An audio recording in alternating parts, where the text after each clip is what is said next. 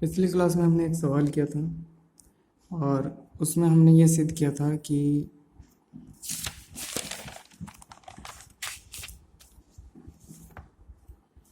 अगर F Z जो हमारा फलन है वो विश्लेषिक है। ठीक है, तो इसको अपन ने u और v की फॉर्म में लिख लिया था। ये u हो गया और ये इसका v हो गया। ठीक है, तो हमने ये कहा था कि जो हमारा फलन है वो अगर विश्लेषिक होता है तो u और v प्रसमाधि फलन होते हैं। तो हमने ये दिखाया भी था कि u का x के सापेक्ष 2 बार अवकलन, v का x के सापेक्ष 2 बार अवकलन, u का y के सापेक्ष और v का y के सापेक्ष। फिर अपन ने u को मतलब इसको ऐड किया था तो 0 आ रहा था, तो यह मतलब u प्रसमाधि है और ऐसे ही v प्रसमाधि है। और जब दोनों प्रसमाधि होते हैं तो इन्हें सहयोगी प्रसमाधि कह देते हैं एक दूसरे का। मतलब जो हमारा फलन विश्लेषिक था तो उसकी वजह से u और v क्या हो जाते हैं, प्रसमाधि हो जाते हैं। लेकिन ऐसा प्रूफ करके दिखाना पड़ेगा कि रियल में कोई फलन विश्लेषिक होता है तो उसकी u और v प्रसमाधि हो जाते हैं। तो उसी पर आज की थ्योरम है। ये कह रहा है किसी प्रांत D में कोई फलन है जो u प्लस आयोटा v की फॉर्म में है, वो विश्लेषिक है। मतलब इस फलन की बात करें विश्लेषिक है। और ये u और v है जो प्रथम कोटि का आंशिक अवकलज है और D में सतत है। तो उस प्रांत D में u और v दोनों प्रसमाधि फलन होंगे। मतलब कुल मिला के बात ये कह रहा है कि जो ये फलन एफ जेड है विश्लेषिक है तो u और v क्या होंगे, प्रसमाधि होंगे। ये कहना चाह रहा है यहाँ पर। जो भी मैंने आपको सवाल दिखाया वही बात यहाँ पे थ्योरम में अपन को प्रूफ करनी है कि हाँ वास्तव में ऐसा होता है। ठीक है, तो पहले अपन नोट कर लेते हैं क्या दिया हुआ है अपन को।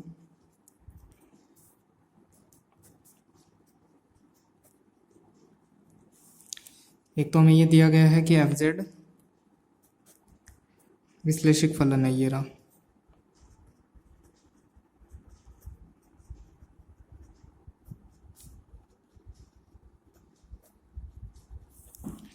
और आपको सिद्ध करना है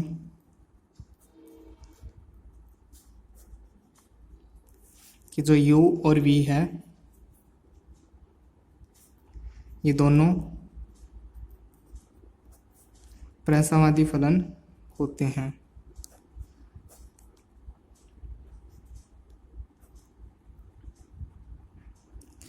मैंने आपको बताया था प्रसमाधि क्या होते हैं, जो लाप्लास की समीकरण होती है उसको संतुष्ट कर दे तो ये प्रसमाधि होते हैं। तो अब स्टार्ट करते हैं। अगर एफ जेड विश्लेषिक फलन है, चूंकि एफ जेड विश्लेषिक फलन दिया हुआ है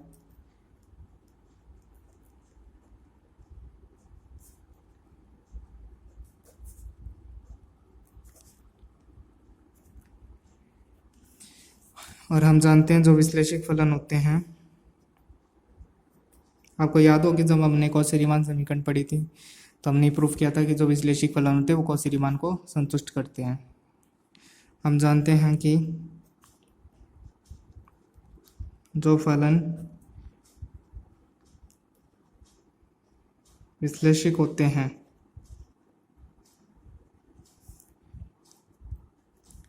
वह कौशी रीमान यानी कि CR इक्वेशन को संतुष्ट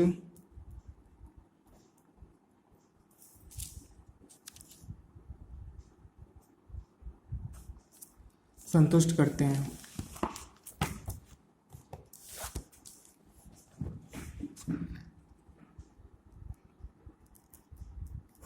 अर्थात CR इक्वेशन लिख देता हूँ मैं यहाँ पे, u का x के सापेक्ष आंशिक अवकलन, v का y के सापेक्ष आंशिक अवकलन, u का y के सापेक्ष आंशिक अवकलन और v का x के सापेक्ष आंशिक अवकलन का नेगेटिव बराबर होते हैं। ये दोनों मिलाकर क्या कहलाती है, CR इक्वेशन कहलाती है। अब इसके बाद देखिए,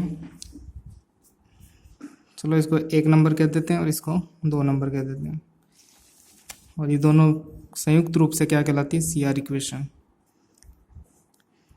अब समीकरण 1 में देखो मैं क्या करता हूँ, x के सापेक्ष अवकलन कर देता हूँ।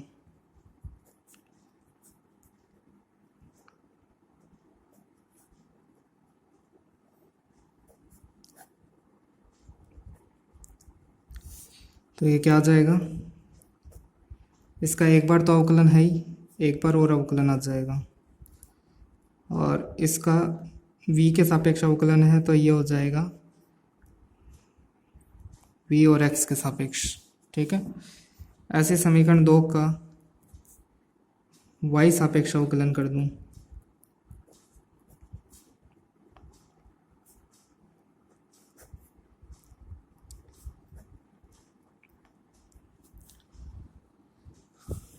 तो इसका तो y के सापेक्ष और इसका x के सापेक्ष, नहीं इसका किसके, y के सापेक्ष, तो y के सापेक्ष ही रहेगा। ठीक है, तो एक बार तो x के सापेक्ष होएगा और एक बार y के सापेक्ष और हो जाएगा। ठीक है, इसको मैं 3 नंबर कह दूं और इसको 4 नंबर कह दूं। अब मुझे तो ये चेक करना है ना कि जो u और v क्या है, u और v प्रसमाधि फलन है, वो चेक करना है मुझे तो। ठीक है, f विश्लेषक दिया हुआ ही था मुझे, उससे अपन चलते चलते यहाँ तक पहुँच गए। अब मुझे तो ये दिखाना है कि u और v प्रसमाधि है, तो पहले मैं समीकरण 3 और 4 को ऐड कर देता हूँ।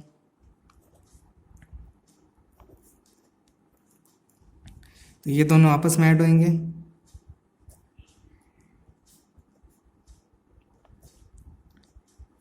और इधर ये दोनों आपस में ऐड होंगे। तो ये जब ऐड होंगे तो दोनों सेम होते हैं, दोनों सेम हैं तो दोनों कट जाएंगे तो ये 0 हो जाएगा।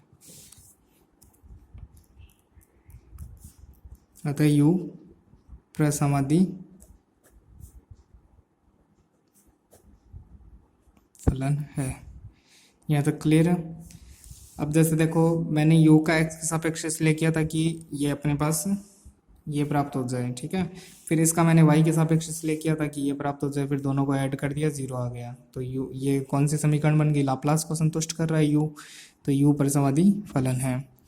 अब मैं अगर v का किसके सापेक्ष करूं, v का तो y के सापेक्ष, यानी समीकरण 1 का तो y के सापेक्ष और समीकरण 2 का x के सापेक्ष, फिर इन दोनों को, इस नेगेटिव को इधर भेज दूंगा, फिर दोनों को ऐड कर देंगे, दोनों कट जाएंगे और ये भी क्या हो जाएगा, प्रसमाधि सिद्ध हो जाएगा।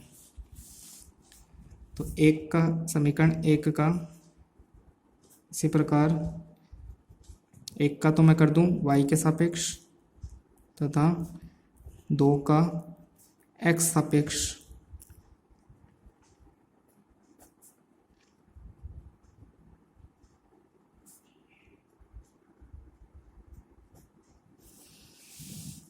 इसे एक का तो y के सापेक्ष कर दूं तो ये हो जाएगा डी स्क्वायर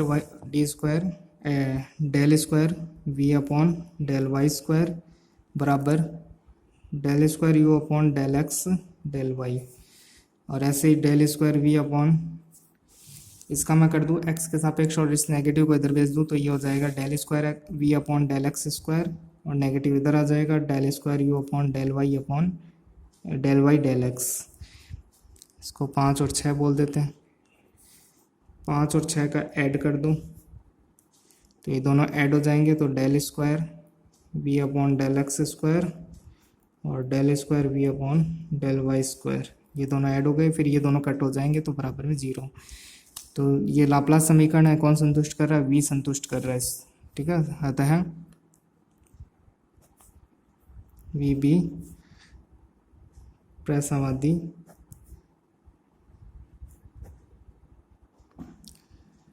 फलन है। तो हमने देखा कि जो f अगर विश्लेषिक होता है तो आप बिना चेक करे आप ये कह सकते हो कि u और v प्रसमाधि होते हैं। ठीक है, तो होगी प्रूफ। तो अपन ने इस पे एग्जांपल तो पहले ही देख चुके थे अपन। ठीक है, तो इसका कोई एग्जांपल देने की आवश्यकता नहीं है, एग्जांपल लास्ट क्लास में हो चुका है इसका।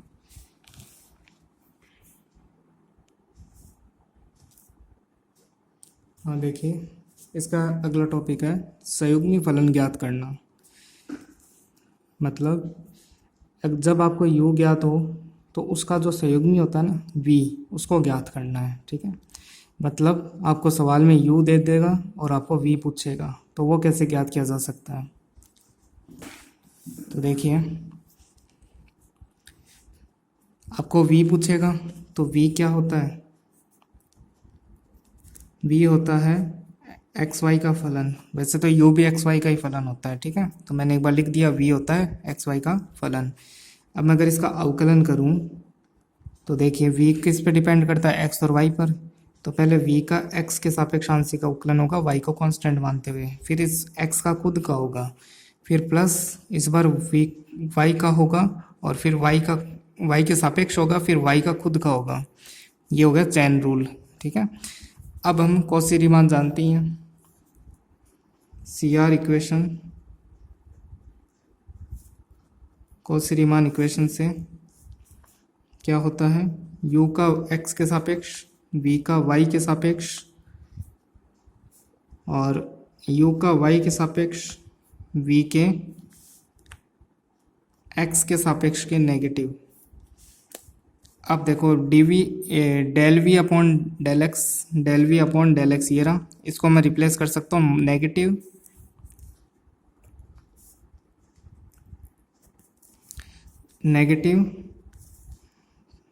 Del u upon del y से। ठीक है, फिर साथ में है d x plus del v upon del y, इसकी जगह अपन मैं रिप्लेस कर सकता हूँ del u upon del x d y. ठीक है, तो अब देखो, अब अगर आपको ये ज्ञात करना है v, तो आप इसका समाकलन कर दो, दोनों तरफ समाकलन कर दो, तो ये v आ जाएगा, इधर समाकलन हो जाएगा minus del u upon del y d x plus del u upon del x d y. ठीक है, ये पूरा समाकलन हो गया इसका। अब देखो वो करा क्या अपन ने, आपको u दिया गया था और आपको v ज्ञात करने के लिए कहा था, तो ये v का एक सूत्र मान लो। ठीक है, और अगर आपको ये याद नहीं रहता तो आप ये पूरा यहाँ से, मतलब सिंपल सा सूत्र है, पहले चेन रूल लिख लिया और फिर चेन रूल में अपन ने कॉची रीमान से रिप्लेस कर दिया। यानी देखो ये दोनों v के पद थे, तो v के पदों को किससे रिप्लेस कर दिए, इन u के पदों से बस, और बाद में समाकलन कर दिया। तो अगर ये सूत्र याद नहीं रहता कोई दिक्कत नहीं, आप स्टार्टिंग से बना सकते हो इसको।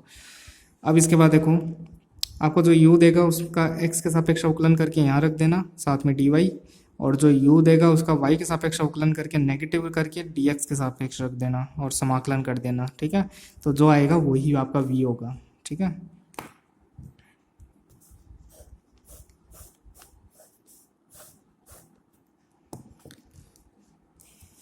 अब इस पर एक सवाल देख लेते हैं। और एक चीज़ और, अगर मान लो u ना देकर आपको v दे दे और v देकर आपको u पूछ ले, है ना, मतलब ये u देकर v पूछ लिया, अगर अब आपको v देकर u पूछ ले, तब क्या करना है।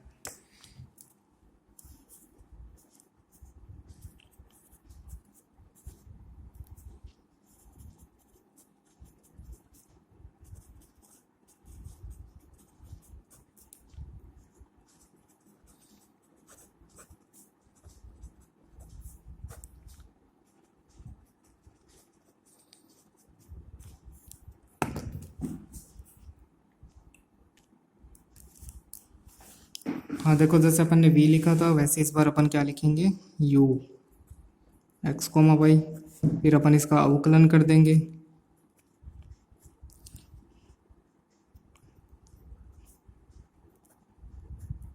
सेम वही प्रोसेस कर रहा हूँ मैं यहाँ पर। फिर अपन इसको रिप्लेस कर देंगे, इसकी जगह तो अपन v बट्टे वाई रख सकते हैं, यानी इसकी जगह तो v बट्टे वाई वाला आ जाएगा, और इसकी जगह नेगेटिव v बट्टे एक्स वाला आ जाएगा।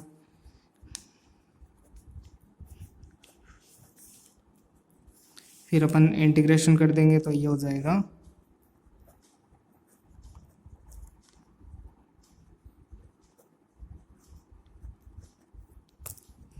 ये u का फॉर्मूला हो गया, ये u का फॉर्मूला v के पदों में हो गया। ठीक है, तो ऐसे आपको चाहे u दे दो चाहे v दे दो, आप u देने पर v बता सकते हो और v देने पर आप u ज्ञात कर सकते हो। अब इस पर कुछ सवाल कर लेते हैं।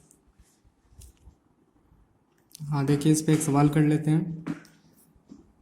आपको u दिया हुआ है और आपको v पूछा है। ठीक है,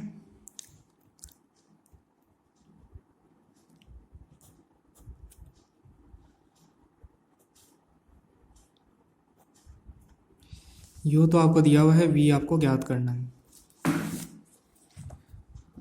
या तो आप इस पूरी प्रोसेस को फॉलो करो या फिर इस सूत्र को याद रखो। ठीक है, तो अगर सूत्र याद नहीं रहता तो पूरी प्रोसेस को ही फॉलो कर लो। क्या था स्टार्टिंग dv, तो v का x के सापेक्ष अवकलन और v का y के सापेक्ष अवकलन। फिर अपन इसको रिप्लेस कर देते हैं, v का x के सापेक्ष तो नेगेटिव u का y के सापेक्ष से रिप्लेस हो जाएगा और ये u का x के सापेक्ष से रिप्लेस हो जाएगा। ठीक है, अब हमारा जो u है उसका अपन अवकलन करेंगे u का x के सापेक्ष,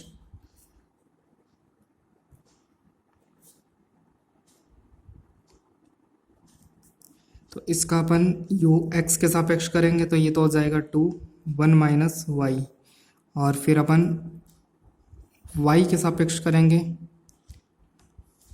तो ये हो जाएगा माइनस का 2x। ठीक है, अब अपन ये दोनों वैल्यूज यहाँ पुट कर देंगे।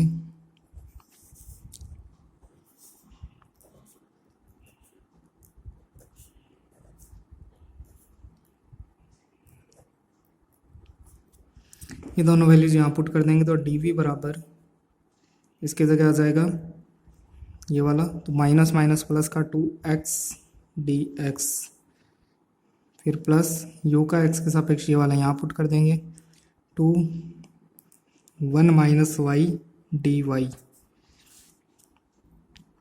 अब उसके बाद समाकलन करना होगा हमें, तो ये तो v हो जाएगा, इसका x स्क्वायर अपॉन 2 से 2 कैंसिल, यहाँ 2 यहाँ y आ जाएगा, यहाँ y स्क्वायर अपॉन 2। ठीक है, तो ये वाला कंप्लीटली क्या कहलाएगा हमारा v कहलाएगा। ठीक है, तो ऐसे अगर आपको u दे दिया जाए तो आप v आसानी से ज्ञात कर सकते हैं। ऐसे अगर आपका सवाल v, अब सपोज कीजिए आपको v दे दिया, ठीक है, और आपसे अगर u पूछ ले तो जो प्रोसेस आपने अभी मैंने आपको दिखाई थी v से u पर, तो आप यूज़ करोगे तो आपको ये वाला u प्राप्त हो जाएगा। ठीक है, लेकिन हालांकि आपके जो भी सवाल है वो u देकर v पूछे गए हैं सारे सवालों में। अब कल आगे वाली जो क्लास होएगी उसके अंदर हम ये पढ़ेंगे कि अगर आपको u दे दिया या फिर v दे दिया तो उससे आप फलन को कैसे बना सकते हैं। अच्छा, एक बात,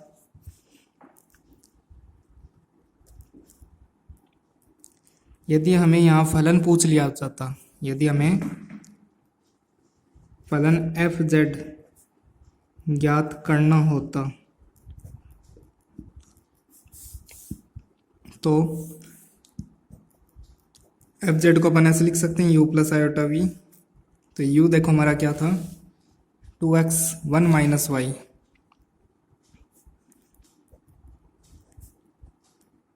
और v क्या है ये वाला एक्स स्क्वायर 2y, और ये से मल्टीप्लाई होगा तो 2 कैंसिल हो जाएगा, माइनस का वाई स्क्वायर, तो ये क्या हो जाएगा एफ जेड हो जाएगा। तो ऐसे आप एफ जेड को भी बना सकते हो, अगर सिर्फ एक आपको u दिया गया था उससे आपने v को ज्ञात किया, दोनों को आपने पुट किया तो एफ जेड मिल गया। कल आगे वाली क्लास में हम ये देखेंगे कि अगर आपको सिर्फ u दे दिया तो आप उसे डायरेक्ट एफ जेड कैसे बना सकते हैं। ठीक है, यानी आपको v भी नहीं निकालना पड़ेगा और डायरेक्ट आप एफ जेड बना दोगे, तो उसके लिए अपन कल देखते हैं। ठीक है, नेक्स्ट क्लास में।